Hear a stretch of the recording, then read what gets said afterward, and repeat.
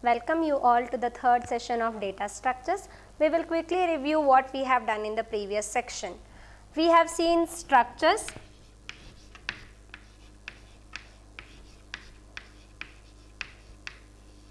so what is a structure?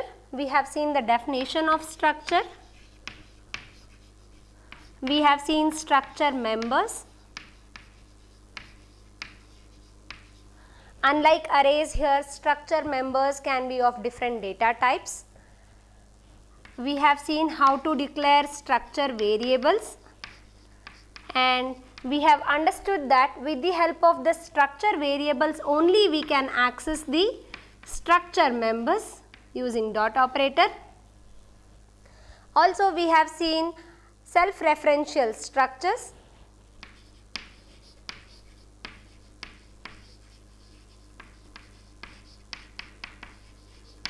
Okay, so in self-referential structure we have understood that these are very essential for linked list. How self-referential structures are defined. What is the difference between a normal structure and self-referential structure? We have also seen unions. We have seen the definition of union. What is the difference between union and the structure? We have seen how to declare union members, also union variables, and how to access union members with the help of union variables. Now in this session we are seeing what is a pointer. Two of the topics which we will be covering in this session is, one is pointers and dynamic memory allocation functions.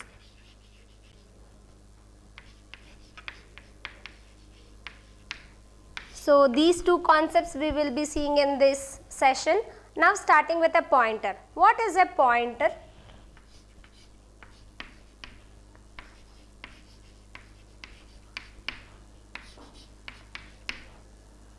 I can just say that like a normal variable int a equals 10, where on this line we get a memory allocated, a space 4 bytes of memory to store the value 10, and as we know that this memory is some hexadecimal value. Since we cannot remember this hexadecimal value, we will be labeling this address with some name called A, and here this variable, normal integer variable, is storing a value. Now if I prefix this normal variable with a star, then it becomes a pointer. This is how we declare a pointer. Int star a ptr. Now this is a pointer. I cannot assign a value to a pointer.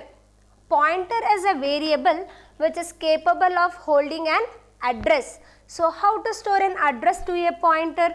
I can write aptr is equal to ampersand of a. So now what happens if this is a memory block? Some space is allocated for this ptr, aptr, okay. Now this space is not capable of holding a value, rather it is capable of holding an address. So what I have assigned? I have assigned the address of a. What is the address of a? This hexadecimal value I cannot remember, so I will write some integer number for my understanding. Every memory location is associated with an address. So if this is associated with some address called 8000, I am assigning the address of A. Address of A is 5000. Okay. So with this we are understanding that pointer is a variable which is capable of holding the address of another variable. Now this 5000 is pointing to this location. this is how we declare a pointer. We have seen the declaration of pointer variable. Now we will see how to access this particular variable. Okay, now if I try to print %d and if I print now the value of a, what is the value of a? The obvious output which you can understand over here is output is equal to 10. I can access the same value in a different fashion now. I can use print %d star aptr. What is the output? Yes, your guessing is correct. The output is still 10. What happens here? Now I can access the value 10 in a two different fashion. One is with A and one is with APTR. What happens when we are accessing APTR? It goes to the location of APTR, sees the address over there 5000, and it indirectly goes and accesses the 5000 location and then fetches the value 10 from there, and that's how it is printing 10. So now I can access the value in two different fashion. One is directly through a variable, or I can also access it through a pointer. Okay, now we will see with keeping this addressing system, what all the values I can output. This is just for more understanding purpose. Print, if I want to print an address, so I am taking %x. If I am trying to print address of A, what is the address of A? Address of A is 5000. Yes, you are right. So this line will output for me address of A, that is 5000. Of course not as 5000, some hexadecimal value you will get over there. And then if I try to print %x APTR, I have taken %x because I also know that APTR is also having an address. So what is APTR's value? It is having an address of A. So this will also output 5000. Okay, now if I try to print %x and then address of APTR, what is the output now? Yes, address of APTR is 8000. It is again printing for us 8000 as an output. So this is just giving us more hold on pointer, how pointer is working. So any modification which we will do through a pointer will be actually reflecting in the original location. For example, if I write now APTR is equal to star APTR plus 1. What happens now? APTR was originally having 10. It goes and fetches, star APTR fetches the value of 10 and it adds 1 in that location. Now it makes it plus 1 with it as 11. Now if I print, either you can print the value of A or you can print the value of star APTR.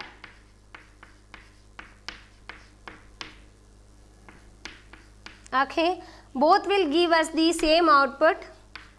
Okay, that is 10. This is how the pointer is working.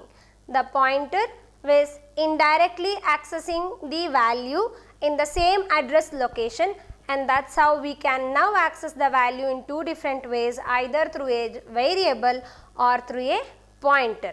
But there are lot of advantages of using pointer over a variable, which we will be discussing going ahead. So repeating again, what is a pointer? Pointer is a special variable which is capable of holding an address of another variable, where all those variables should be of same data type of what the pointer is declared. We will come back to this point and see with more clarity what does it mean. We just saw that pointer is capable of holding an address of another variable of same type. What does it mean? Now if I am taking that int a is equal to 10 as we have taken already, okay, and now if I take a variable float fptr is equal to, okay, star fptr, okay, and now I am assigning fptr is equal to ampersand of a. This is wrong assignment, not possible. It is because a is of type integer and pointer is of type float. So this is what we meant in the previous statement. Pointer is a special variable which is capable of holding the address of another variable, but where that variable should be of same type.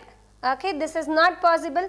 I can accomplish this by taking one more variable, float f is equal to 20. So some location in the memory will be assigned with 20 and f, and this will have some address, probably, okay, 7000, the address which I have not taken previously. And now this is not possible, but whereas I can write fptr is equal to ampersand of f. So fptr will also get some location over here, and if this is fptr, okay, this will also have some address, probably 9000, and on this line ampersand of f, here the value gets assigned.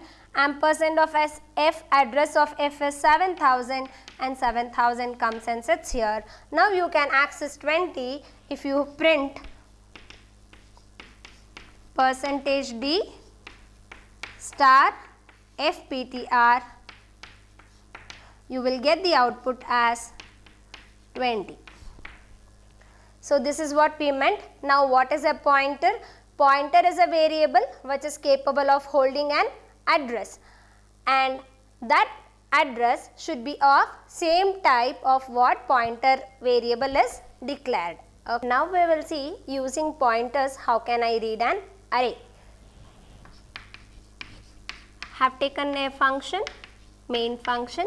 Now we declare an array int a of 5.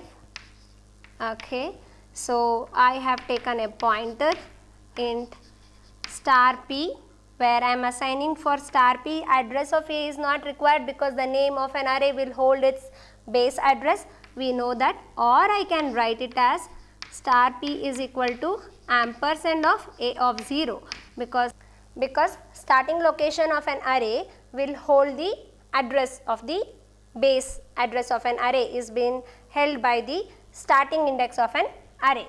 And now if I want to read, suppose, 5 elements, okay, so to read 5 elements for looping I have taken here 5, and now for I is equal to 0, initialization part is not required over here.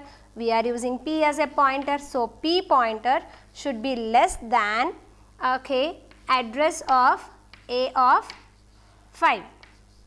Okay, so it should be a of 0, a of 1, a of 2, a of 3, a of 4. 5 values are already read. 5 values are already read. So I have written it is less than a of 5 and p plus plus. One thing to remember over here is when I do p plus plus, it is moving the pointer to the next location but not adding a value to the pointer like we saw in the previous example. So with this, now I just have to read the values over here.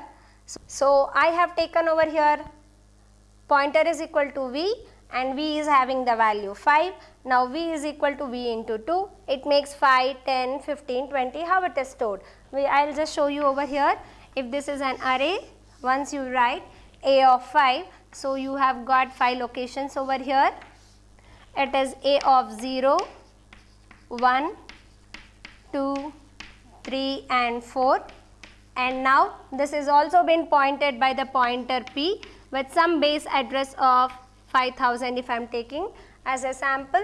Now it will come over here, it will satisfy the for loop and then entering into the loop star p, p is pointing over there, is getting assigned with the value called v. So it is first initialized with 5 and now 5 is equal to 5 into 10. V is going ahead having some memory location for V is also allocated. So V has got some location initially which it had 5.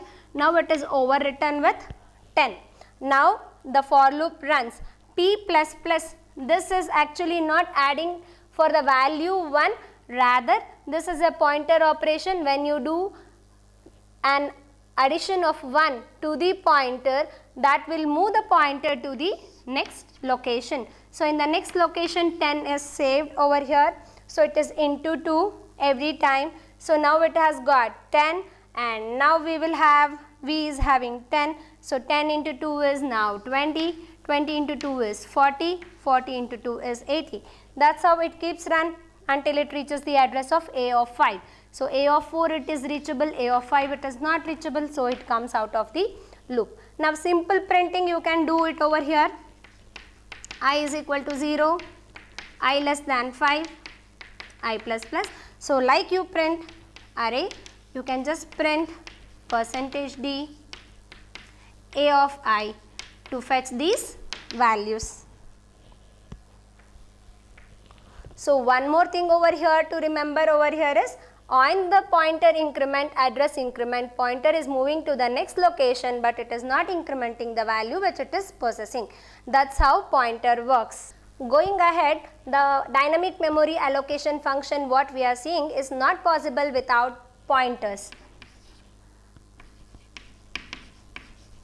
So without pointers, dynamic memory allocation is not possible.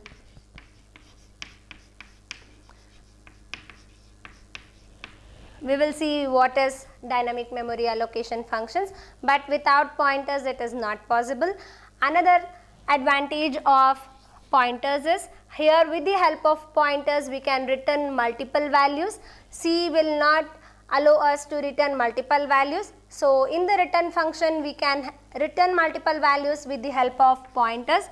So multiple values can be returned using pointers, and accessing of value becomes quick using pointers. Okay.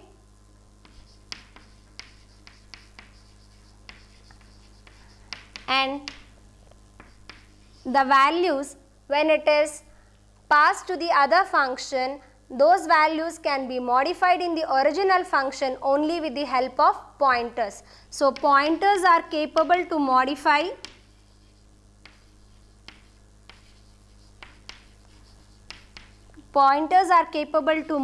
values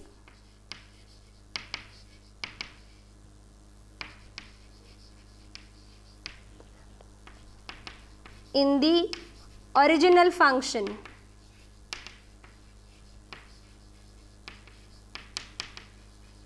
So when pointers are there within one function, it is capable to modify the values of that particular variable which is actually there in some other function. So in the original functions it is capable to modify. So these are the few advantages of pointers.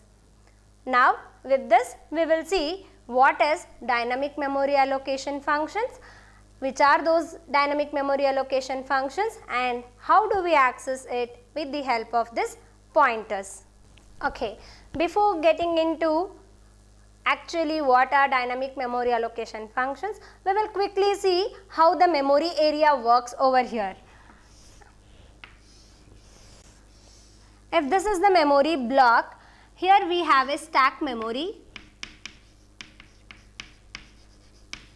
which is well defined, as you know, first in, first out, last in, first out. It is specified that in this particular fashion only we have to store the memory, and in this particular fashion only we have to remove out the memory.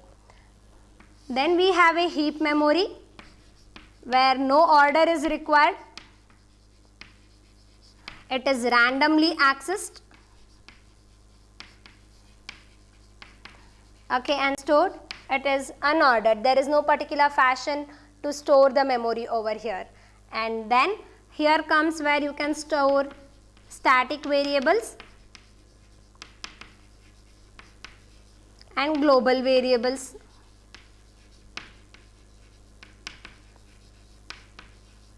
Okay, always stack memory grows in the upside down fashion and heap memory grows in upwards direction. This is for the better management of memory storing.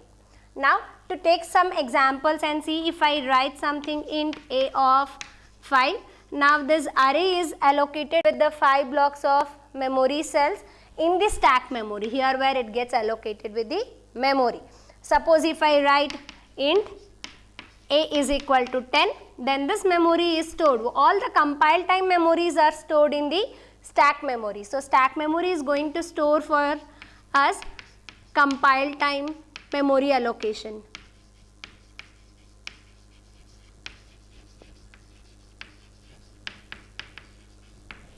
So compile time memory allocation is stored in the stack memory. And now static variables and global variables, you know, which are accessed by all the functions and which are static, which cannot be modified going ahead, which is always prefixed with static variable, static keyword. Okay. So this is stored in the static variables and global variables.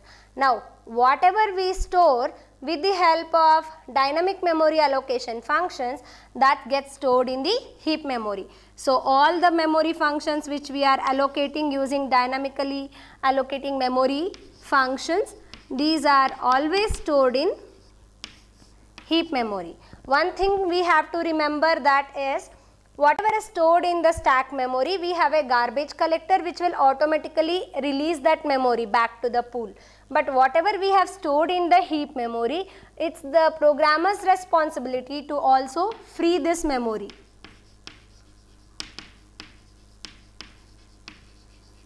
Whenever you are not using that particular block of memory, you have to free that particular memory, and it will be freed, or if we are not freeing this memory, it will be freed only on the termination of the program. So when program terminates, it will be freed. So if we want to better utilize the available memory space, we always make sure that it is freed explicitly. So with this basic memory allocation idea, we will get back to what is dynamic memory allocation, what is the need of it. Okay. Now we will quickly review or remember what we have seen with the drawbacks of arrays. Okay. Where static memory allocation, or that memory which is allocated during the compile time, is more felt or sensed with the help of arrays. So in the arrays, what we saw, if I have something like a of 5, I cannot allocate 6 values to that, is not possible. Okay, because memory is already fixed for us. And if I have allocated 10 space and now I am utilizing only 2 or 3 of that particular space, remaining memory allocation is wastage of data. Okay, along with this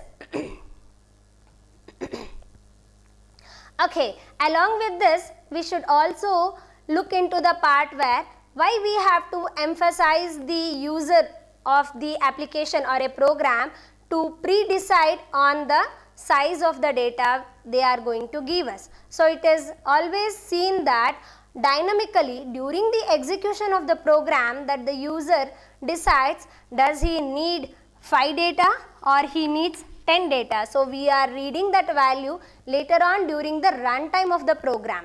So we need not emphasize the user to prefix the data that they are reading this much of data only. So to overcome these issues, we are moving with a dynamic memory allocation function where memory is allocated dynamically during the runtime, as the definition itself is telling. Here the memory is allocated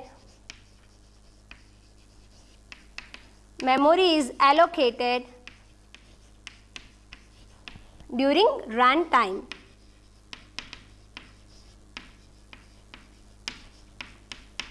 So the programmer need not decide how much memory has to be allocated on prior. Okay. So with this we have few of the functions to start with.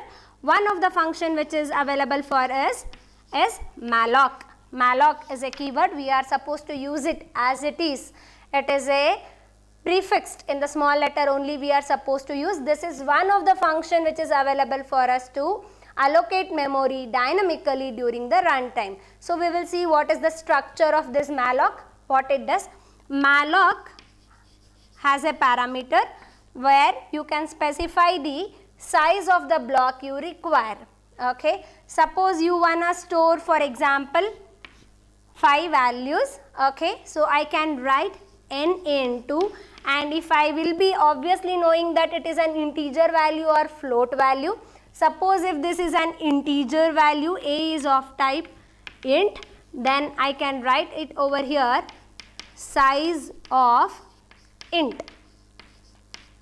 Okay, so with this, now n is a variable, but n is actually a fixed value. So I cannot write a variable over here. If I am writing a variable, I should make sure that before the control comes to the malloc line, n should have some value. It should hold some value. We have to make sure that it will hold some value, because size whatever we are specifying over here is a fixed value. Now n star size of int, this will allocate us some memory. For example, if n is 5 and integer is type 4 bytes, okay, so size of int is 4. Now 5 4s are 20. A block of memory is allocated, okay, which has 20 bytes. Now the starting address of this memory, if it is 8000, this has been returned by the malloc function. Now this base address, while returning, malloc returns this base address with the type void type. So what type it is returning? Void type. Since it is returning, that means that it is not returning of any type. Since it is returning void type, it is programmer's responsibility to typecast it to the required type. So if it is an integer type you require, you have to typecast it to the integer type. Okay, so here I am specifying it as int star. Now it is converting it. It is returning an address and it is converting this address to the capable of holding the integer values. And you know, to hold this we require a variable, but this variable could not be a normal variable which can hold a value, because it is returning an address for us. So this variable should be capable of holding an address. So this variable is of what type? Variable is of a pointer type. So this is a variable which is a pointer which is capable of holding it, and this is what we are typecasting it to the required type. And malloc is a function where we are passing the size over here in a particular fashion, okay, that will allocate us one single block of memory, and we can use to store over here 5 integer values. Okay, so I can quickly write I have combined over here the specific example and also the syntax. So syntax for this, if I want to write malloc syntax, if we have to write, it's a variable, it's a pointer variable. Okay, so ptr where pointer variable, okay, is equal to data type, specify a data type and typecast it. Okay, then write malloc, then you have to write the size. So this is the syntax and this is the example of it. Okay, so I can take here specific example, int star p, converting it to the integer type, and I have taken an example where we are capable of holding the 20 bytes. So there is a possibility where malloc can return null pointer. When the malloc will return null pointer, when it is not able to allocate a memory and access the base address of it. So it will return a null pointer. Otherwise it will return a valid address of void type, which will be later on typecasting it to the required type. So if it is returning a null pointer, that means that malloc has failed to allocate a memory, and in this case most probably the reason would be insufficient of memory. So the memory space is insufficient, it is not enough memory space is not available. In that context, usually the malloc will return for us the null pointer. In a similar fashion, we will see the second memory dynamic memory allocation function called calloc. Calloc works similarly to malloc. Okay, so calloc has two parameters. One is specifying the number of blocks you require, okay, n, and next you have to specify the size of each block. So this is the syntax of calloc. Calloc will also return for us a base address of void type. So we have to typecast it to the required data type. So typecast it to the required data type. And since malloc, calloc, everybody are returning, malloc, calloc and these dynamic memory allocation functions are returning an address, we require a pointer to hold that particular address. Okay, we will just quickly take the same example which we have allocated using the malloc. How do we write in the calloc? Since it is an integer, we require integer pointer star fp. Okay, some name you can take, it need not be worried. And then coming for typecasting, since it is an integer, I have to typecast it to integer int star, and then we have a calloc, and then I want 5 blocks because I have a 5 values over there. So it is 5 comma size of int. Okay, so with this, now same thing whatever we have done in the malloc, same thing I have done over here. Only thing is malloc will not, unlike malloc, calloc is not returning for me one single block, rather it is returning for me a chunk of blocks. I have specified over here 5, where you can also make it as n and read the value of n before entering to this line. Okay, so it has got a 5 blocks where it will also have some base address 9000, where it is returning this 9000 with a void data type, and we are typecasting it to the integer and making that base address to be held by some pointer variable, where these blocks is initialized to 0. This is the only difference between calloc and malloc. All other features, like here also the calloc will return a null pointer on failure of allocation. It returns null pointer on what? On failure of memory allocation. And usually the failure of memory allocation will be because of insufficient memory. Okay, so this is how malloc and calloc works. Now we will see the third memory allocation function, dynamic memory allocation function. Now the third memory allocation function is realloc. Reallocation function is used only when a pointer is already allocated a memory, either by using malloc or calloc. For example, we have got admission with 60 students for now, and we have dynamically allocated a USN number for them. But if 2-3 new students comes and joins us on change of branch or change of college, now again we have to reassign the value for them. So the space is already fixed for 60. Because it is dynamic memory allocation, I can dynamically resize the size which is already allocated. So for resizing, we are using a function called realloc. But here we have to make sure the pointer which you are using over here, passing for a realloc function, realloc has got two parameters. One is the pointer and another one is the new size you have. So this pointer is already allocated either using malloc or calloc. Then only we are supposed to pass it to the realloc function, and this is the size, block size, which is the new size which we are specifying it over here. Similarly to the calloc and malloc, realloc is also returning as a void pointer. So we have to typecast it to the required data type, and since it is a pointer, we have to hold it with the pointer variable. Okay, the same example we will take over here.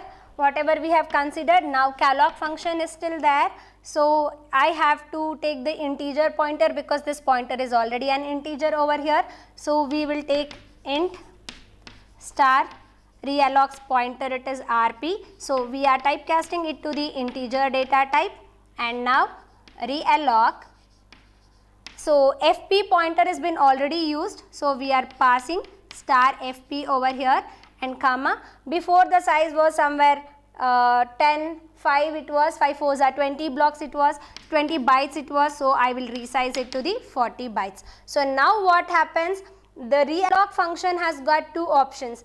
Either it can, if the memory space is available, either it can resize this memory in the same block, okay, it can extend it, okay. So this 20 bytes will be extended for another 20 bytes, 40 bytes, and it can return for me the same address 9000. Here I can use the same variable or a different variable. You have an option, you can use same variable or a different variable over here. Here also during the memory extension, either it can extend the memory in the same location or entirely it can take a new block of memory where it is allocated with the new size and give us some other different address passing to this. There is a possibility that where realloc can also return as a null pointer. As we know, on the insufficient memory or on the failure of memory allocation, for some reason it will return as a null pointer on failure.